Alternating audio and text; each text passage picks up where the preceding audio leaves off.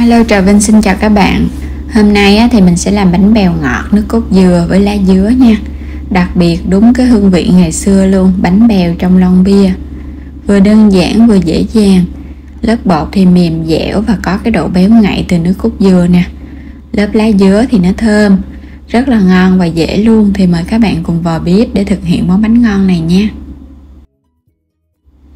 Đầu tiên thì chuẩn bị đây là 200g bột gạo, thì các bạn dùng hiệu nào cũng được. Mình có tiếp là 50g bột năng hay là còn gọi là bột mì tinh á, hai loại bột mình dùng là 250g. 100ml nước cốt dừa, 100ml nước lá dứa mình xay ra từ 5 cọng lá dứa tươi. 500ml nước cốt dừa này mình để riêng, chút nữa mình sẽ cho vào mình trộn bột. Tiếp theo mình có 150g đường, nửa muỗng cà phê muối. Rồi bây giờ pha bột nha. Mình cho hết lần lượt bột gạo cũng như là bột mì tinh, cho hết vô trong cái thau nè.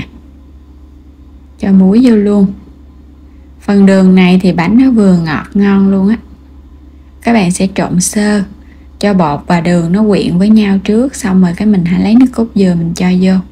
Thì cái bánh này đặc biệt là phải béo nước cốt dừa nè, và có cái mùi thơm từ lá dứa nó mới ngon. Cho nên nước cốt dừa này mình dùng cái loại nước cốt này nó đặc á. Cho hết vô nửa lít nước cốt dừa. Các bạn sẽ trộn đều lên.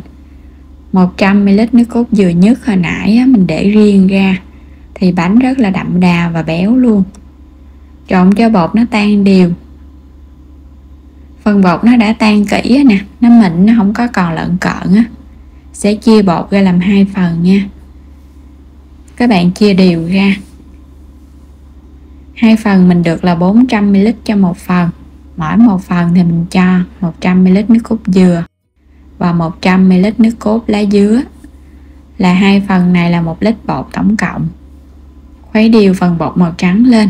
Nước cốt càng đậm thì cái lớp bột nó càng trắng. Lá dứa cũng vậy luôn, đậm màu thì bánh nó sẽ đẹp hơn. Rồi mình sẽ để yên 15 phút nha, cho bột nở ra. Đây là những cái lon bia nè. Mình sẽ cắt ra nhỏ nhỏ, không có cần phải cắt cho nó cao quá, rửa cho sạch. Thoa một lớp dầu ăn ở bên dưới để chống dính cho phần bột. Cho khuôn đều vô hết luôn, để bột bánh không có bị dính. Sau khi bột để nghỉ xong rồi, các bạn sẽ khuấy đều lên nha, để cho bột này nó đều trở lại, nó không có bị lắng ở dưới đáy. Rồi mình sẽ lấy bột mình gót vô từng cái lon bia. Mình sẽ xen kẽ nha. Một lớp màu trắng ở bên dưới, thì một chút nữa bên trên là cái lớp màu lá dứa. Còn cái khuôn nào mà các bạn đổ cái lớp màu lá dứa ở dưới thì chút nữa mình sẽ xen lên cái lớp màu trắng nước cốt dừa. Cho đều hết những cái khuôn. Mình cho hai lần luôn á, một lần màu lá dứa, một lần màu trắng. Xong rồi mình sẽ bắt lên bếp, mình hấp 5 phút với lửa lớn, tính từ lúc nước sôi. Đủ thời gian, bây giờ kiểm tra cái mặt bánh. Thấy cái mặt bánh ở bên trên nó khô quá, thì các bạn hãy cho tiếp cái lớp kế lên. Còn nếu mà nó còn ướt nữa thì mình sẽ hấp tiếp nha.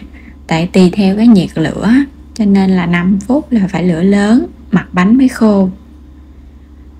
Màu xanh thì mình cho tiếp màu trắng. Còn cái lớp màu nước cốt dừa bên dưới thì các bạn cho thêm màu xanh lên, để một cái bánh nó sẽ đều hai màu. Vừa có nước cốt dừa và vừa có cái bột lá dứa thì mình ăn nó sẽ đều hơn, vừa có độ thơm, độ béo, nó đậm đà. Các bạn cứ gót đều hết những cái khuôn này. Còn nếu mà không có lon bia thì các bạn dùng những cái chén nhỏ. Lần này thì mình sẽ hấp 10 phút cho bánh nó chín hẳn luôn với lửa lớn. Sau 10 phút thì bây giờ bánh nó chín rồi. Mình hấp lửa lớn cho nó nhanh. Còn nếu các bạn để lửa trung bình thì có thể hấp 15 phút là bánh nó chín. Chờ cho bánh nó nguội bớt thì mình hãy lấy nó ra, để cho nó dễ á. Lấy ra xong hết rồi, chút nữa mình sẽ cắt bánh.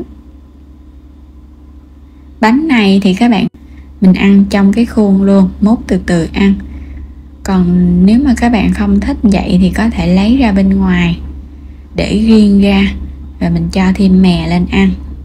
Màu xanh lá dứa cũng đẹp mắt nữa. Màu trắng á, thì các bạn cho cái lớp nước cốt dừa đậm á, thì cái bột nó sẽ trắng. Còn nếu mà nước cốt dừa mà nó hơi nhạt á, cái bột nó sẽ trong á.